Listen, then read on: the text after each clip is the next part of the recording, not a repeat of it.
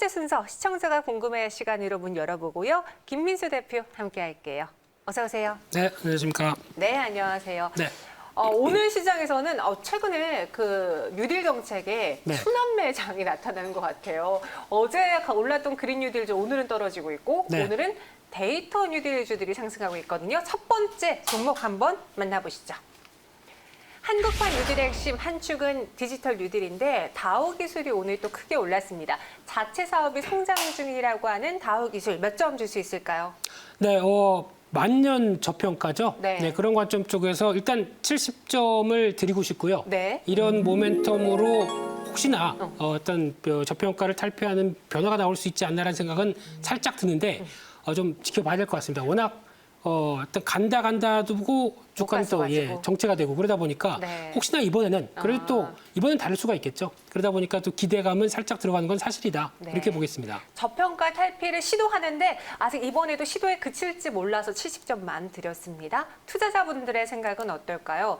제가 토론방에 들어갔는데 그런 말이 있더라고요. 오늘도 다우 할까? 그러니까 그게 상승했다가 빠진 날이 많아서 그런가 봐요.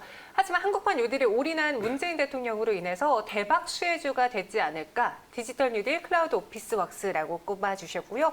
가치주로서도 너무나 저평가됐다라고 평가해 주신 분이 있는데 그럼 다우그룹주가 디지털 뉴딜의 핵심주로 꼽히는 이유가 무엇일까요? 다우기술을 하게 되면 알아주는 강자죠. 네. 특히 지금 보여지고 있는 디지털 뉴딜 사업과 관련된 쪽에 앞으로 일정만 본다고 하더라도 이제 이달 중에 사업자 선정하고 10월 달에는 본격적으로 이제 관련된 사업들이 본격화된다. 그러면은 그 중에서 이제 디지털 뉴딜 관련된 쪽에 대표적인 게 또 핵심 인프라 관련된 쪽 그리고 또 클라우드 쪽 이런 쪽은 또 각광을 받을 수밖에 없겠다. 그러면 다우기술 하는 일이랑 또 딱 맞죠. 네. 그러다 보니까 이와 관련돼서 기대감이 높아지는 건 현실이 아닐까 이렇게 생각이 들고 있습니다.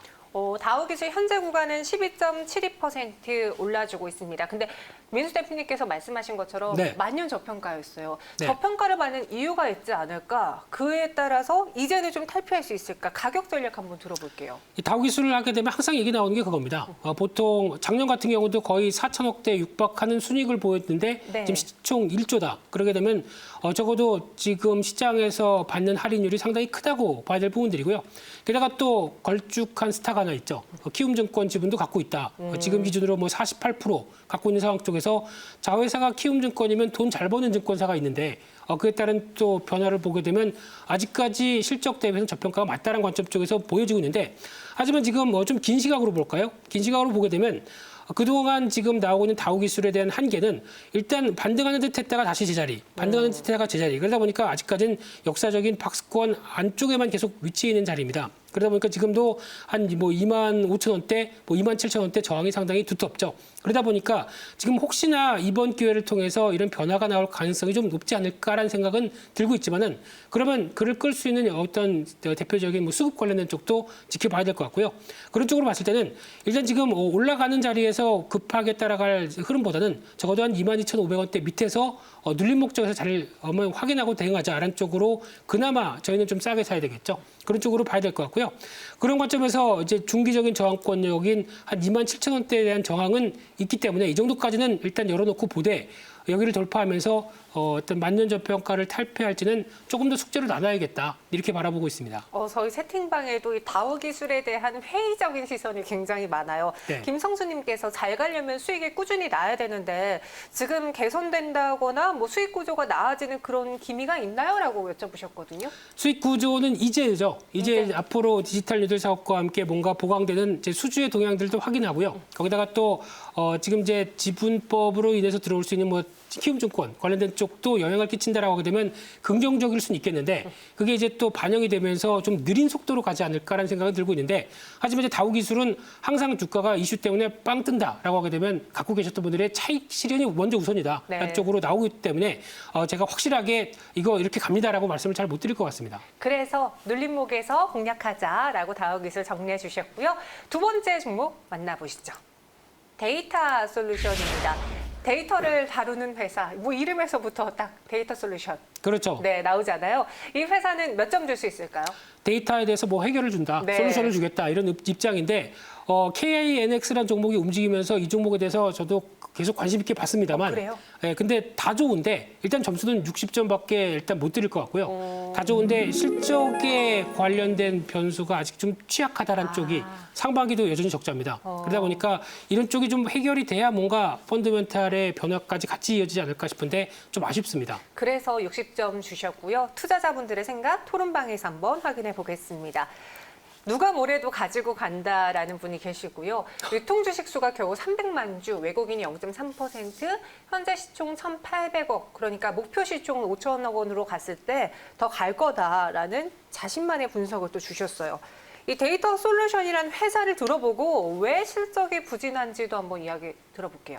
네, 일단 이 회사는 오픈 베이스에서 물적 분할된 회사입니다. 맞아요. 네, 그러다 보니까 상대적으로 데이터와 관련된 쪽에 집중하겠다라고 하는 특히 SI 사업이라고 하게 되면 시스템 통합과 관련된 쪽이다 보니까 지금 나오는 시장의 여러 가지 변화에 딱 맞는 트렌드에 맞는 종목이죠. 게다가 지금 얘기하고 있는 쪽이 뭐 데이터 예측 분석, 거기다가 뭐 통계 자료 전송, 뭐 사물 인터넷 좋은 거 다 나왔습니다. 네. 그러다 보니까 이와 관련된 사업이 지금 현재 언택트 쪽에 가장 트렌드에 맞는 종목이라고는 보여지고 있는데 그러면 그에 맞게 또 이제 통계 분석 소프트웨어 같은 경우는 보니까 우리나라 시장에서 가장 높은 또 점유율을 보이고 있다. 교육 시장 쪽에서 또 높은 점유율을 보이고 있다는 쪽도 괜찮은데 이런 여러 가지 어떤 트렌드에 맞는다고 하게 되면 트렌드에 맞는 실적도 같이 보여줘야 되겠죠. 근데 이게 지금 나오지 않는다는 차원에서 아직까지는 조금 한계도 같이 있다는 차원에서 그래서 주가가 아마 한 번쯤 들썩은거려도 추세적으로 가지 못하는 게 이런 약점을 갖고 있는 게 아닐까 생각이 들고 있습니다. 오늘 상한가에 들어갔다가 지금은 좀 풀린 상태거든요. 네. 말씀하신 것처럼 이제 모 회사가 오픈 베이스예요. 네. 오픈 베이스도 오늘 주가 흐름 좋은데 데이터 솔루션 오픈 베이스 둘 중에 하나를 산다면 뭐가 더 매력적일지 데이터 솔루션에 대한 가격 전략은요? 네, 그래도 지금 실적 구조를 본다라고 하게 되면 그나마 좀 더 나은 게 오픈 베이스가 살짝 더 무게는 실려지고 있는데 네. 그래도 성장성을 본다라고 하게 되면 또 데이터 솔루션이 더 무게를 들 수는 있겠죠. 근데 성장성은 이제 앞으로 이렇게 될 것이다라는 개연성에 대해서 얘기를 하다 보니까 그렇게 될 것이다라고 뒷받침될 수 있는 거는 그럼 이제 10월 달 이후부터 나오는 수주 흐름들이 확보되느냐 이게 가장 큰 관건이라고 봐야 될 것 같고요. 그래도 지금 중소형사를 챙기는 정부 분위기다라고 하게 되면 혹시나 좀 더 실적이 좋아지지 않을까로 기대가 좀 나오고 있는 상황들인데 그래도 좀 안전하게 투자한다. 그럼 확인해야 될 것 같습니다. 그래서 지금 제가 보기에는 지금 현재 여기서 따라가는 전략은 별로 바람직하지 않을 것 같고요.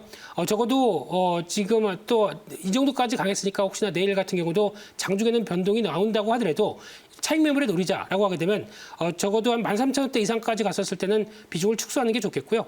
그래도 지금 기준으로 봤을 때 한 1,500원대, 즉 지난번 가격대가 나왔던 박스권의 하단부를 터치하는 가격대면 1,500원 정도가 보여지고 있는데 그 이하로 내려왔을 때 접근하는 게 좋지 않을까라고 관점 쪽에서 단기 차익 매물을 오히려 노리는 전략 쪽으로 한정적으로 대응하자. 이렇게 말씀드리겠습니다. 네, 데이터 솔루션 목표 주가는 13,000원 제시해 드렸습니다. 오픈 베이스가 상대적으로 실적은 조금 더 낮고요. 세 번째 종목 만나보시죠. 아까 이 종목을 보다가 데이터 솔루션을 참고했다고 했잖아요. 네. KINX입니다. 트래픽 수요 급증의 수혜주로 뭐 많은 기사들이 쏟아지고 있는데 KINX 이제 다 올라온 거예요? 이제 시작일까요? 점수는요? 제가 보기에는 한 단계 더 갈 것 같습니다. 한 단계 더. 네, 더 가는데 지금 한 단계 좀 올라와 있는 상황이다 보니까 네. 일단 점수는 70점 정도로 말씀드리되 네. 그렇다고 여기서 공격적으로 매수할 자리는 또 어정쩡하다. 그렇기 때문에 흔들리면서 사자라는 관점 쪽으로 말씀드리겠습니다. 트렌드에 맞는 기업이라 점수는 높게 드렸고요. 하지만 눌림목에서 접근하자 하셨어요. 토론방 들어가 보겠습니다. 디지털 뉴딜의 대장주다라고 쓰셨는데 맞아요? 네, 과거부터 그랬습니다. 과거부터. 네. 핵심 수혜주, 국내 단 4개만 존재하는 IX 사업사라고 많은 분들이 KINX에 대해서 분석을 하셨고 또 좋게 평가하고 있는데 실적에도 그럼 이번 언택트 기조의 수혜를 받았나요? 네, 어느 정도 받아가면서 확장세는 보통 보면은 2017년도부터 변하기 시작했습니다. 그만큼 이제 국내 플랫폼 기업부터 어떤 인터넷 트래픽 관련된 쪽에 신경을 많이 쓰는 변화가 나오다 보니까 그에 따른 대표적인 수혜 기업으로 나오기 시작했던 부분들이고요.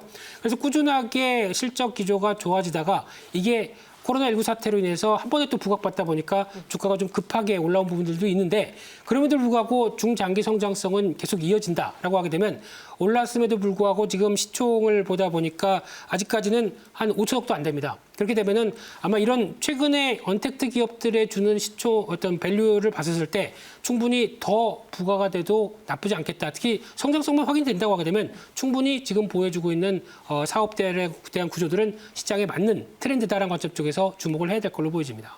우리가 종목을 살 때 단기로 접근하신 분도 있지만 중장기로 보신 분도 많으시잖아요. 네. 뭐 KINX처럼 데이터의 그 정보 그리고 트래픽이 얼마나 많으냐에 따라서 수혜를 받는다면 이 종목은 추세를 잘 타고 계속 갈 수밖에 없을 것 같은데 가격 전략을 그러면은 지금 매수해도 괜찮을지. 아까 말씀드렸죠. 네, 지금 똑같은 매수해도 얘기. 됐지만, 네, 네. 매수는 가능합니다만 지금보다는 그래도 살짝 눌렸을 때 대응하자라는 관점 쪽에서 아마 제가 보기에는 9만 원대 초반 정도쯤부터 대응하시는 게 좋지 않을까라는 생각이고요. 그런 쪽으로 봤을 때 10만 원대 안쪽으로 안착은 또 이런 여러 가지 모멘텀이 불면서 또 실적 흐름들이 확인되면서 계속 나올 가능성이 높다는 쪽에 무게를 두는데 그러다 보니까 한 단계 레벨업 한 12만 원 정도까지 목표가를 설정할 수 있을 것 같고요. 손절가는 일단 지금 최근에 나오고 있는 박스권의 하단부가 이탈된다라고 하는 8만 4천 원대가 이탈되게 되면 징조가 좀 안 좋겠죠. 그러다 보니까 그때부터는 위험 관리를 해야 될 걸로 보여지고 있는데 하지만 이제 추세적인 흐름들 계속 강화될 가능성에 무게를 두면서 대응하시는 게 좋겠다. 이렇게 말씀드리겠습니다. 매수가는 따로 지정해드리지 않았고요. 뭐 조정받을 때 분할 매수하시면서 목표주가 12만 원, 손절가 8만 4천 원 기억해 주세요. 마지막으로 네 번째 종목입니다. 이번에는 개인정보를 다루는 회사 한국정보인증 볼게요. 비대면 본인 인증의 수혜주로 꼽히는데 한국정보인증은 몇 점 줄 수 있을까요? 네, 지금 패턴을 보게 되면은 네. 그냥 오른다고 해서 앞으로 더 갈 것 같아서 만만하게 살 회사는 아닌 것 같아서 일단은 60점 정도로 말씀드려야 될 것 같고요. 네. 기술적으로는 올라가면 계속 미끄러집니다. 그러다 보니까 박스권은 아직 돌파를 한다는 확신이 좀 덜하다라는 관점 쪽에서 좀 더 눈여겨보셔야 될 것 같습니다. 왜 그럴까요? 악성 매물이 있는 걸까요? 아니면 이 회사에 대한 펀더멘털의 신뢰가 좀 덜 떨어지기 때문일까요? 한국정보인증 한번 살펴보겠습니다. 어차피 연말 내년 초 10,000원 넘을 텐데 뭐가 그리 걱정들이세요? 푸근하게 기다리심이 강한 믿음과 신뢰를 갖고 계신 분이시네요. 네. 한국정보인증 보니까 연내 삼성전자와 함께 모바일 면허증을 출시할 예정이라고 했어요. 모바일 면허증? 주가 상승의 모멘텀이 될 수 있을까요? 네, 이 회사가 일단 우리나라 최초로 공인인증서 네, 관련돼서 어느 정도 성과를 보였고 그러면 이제 공인인증서가 폐지됐습니다. 그러면은 좀 선도를 했던 회사니까 어떤 또 다른 걸. 그렇죠. 다른 걸로 이제 어떤 국내의 트렌드를 만들어가지 않을까, 주된 흐름을 만들어가지 않을까라는 기대감은 상당히 높은데 아직 뭐 보여준 게 별로 없죠. 지금 현재 뭐 생체 인증 관련된 쪽에서 모바일 인증을 할 수 있는 그 어떤 공인 인증서를 대체할 수 있는 기술을 보여줄 것이다라는 얘기는 있지만은 아직 뚜렷하게 지금 공인 인증서 이후에 나오는 주된 트렌드가 없습니다. 그러다 보니까 한국정보 인증을 보는 쪽에서 막연한 기대감 정도라고 봐야 될 것 같고요. 그러다 보니까 주가가 어느 정도 좀 올라갔다가 다시 차익 실현이 나올 수밖에 없는 게 기대감만 있을 뿐 앞으로에 대한 기술 변화가 어느 쪽으로 갈지는 여전히 관심권역이다라는 정도로만 보여지고 있는 상황들이고요. 또 하나 지금 얘기 나오고 있는 게 모바일 신분증 시대가 도래한다라는 네. 얘기가 많으면서 뭐 삼성 쪽과 손잡았다는 얘기도 나오고 있는데 삼성 쪽과 손잡은 거 외에 네이버도 준비하고 있고요. 카카오도 준비하고 있습니다. 그러면 내가 이제 어느 쪽에서 모바일 인증을 운전면허증을 해서 담을까라고 하게 되면 제가 보기에는 카카오가 아닐까. 오히려 약간 많이 쓰는 상황이다 보니까 뭐 QR코드도 지금 네이버 카카오 네, 쪽으로 맞아요. 많이 쓰다 보니까 솔직히 개인적인 점수를 주게 되면 이쪽으로 더 많이 사람들이 이용하지 않을까라는 생각인데 카카오톡을 또 많이 사용하다 보니까 카카오 쪽에 좀 더 점수를 주지 않을까 싶기 때문에 이에 따른 모멘텀이 그렇게 강하지는 않을 거로 저는 개인적으로 생각하고 있습니다. 그러니까 그 시장은 좋은데 결국 가져가는 대장은 카카오가 될 것이다. 네, 그냥 제 뇌피셜입니다. 네. 네, 뭐 김민수 대표님의 의견 들어봤고요. 한국정보인증 매번 갈 때마다 미끄러진다고 했잖아요. 네. 오늘도 윗꼬리가 달렸습니다. 지금 매도해야 될지 가격 전략 제시해 주시죠. 지금 오늘 오후장 나머지 기간에 폭발적으로 어떤 양봉을 크게 만드는 상황이 아니다라고 하게 되면 여기는 그냥 또 미끄러지는 상황들이죠. 그러게 되면 아마 혹시나 보유하고 계신 분들이라고 하게 되면 여기서 반등 시 정리하는 전략 쪽으로 가져가시면서 다시 어떤 또 박스권 안쪽으로 들어갔을 때 대응하자라고 말씀드리고 싶고요. 오히려 6,200원대 직전 저점대가 이탈한다라고 그러면 별로 좋은 시도가 아니죠. 그렇기 때문에 일단은 손절하는 전략적으로 포커스를 맞추겠습니다. 네, 목표 주가는 8,000원, 손절가는 6,200원 제시해 드렸습니다. 한국 정보인증까지 알아봤고요. 오늘 90점, 100점은 나오지 않았네요. 오늘 말씀 고맙습니다. 감사합니다.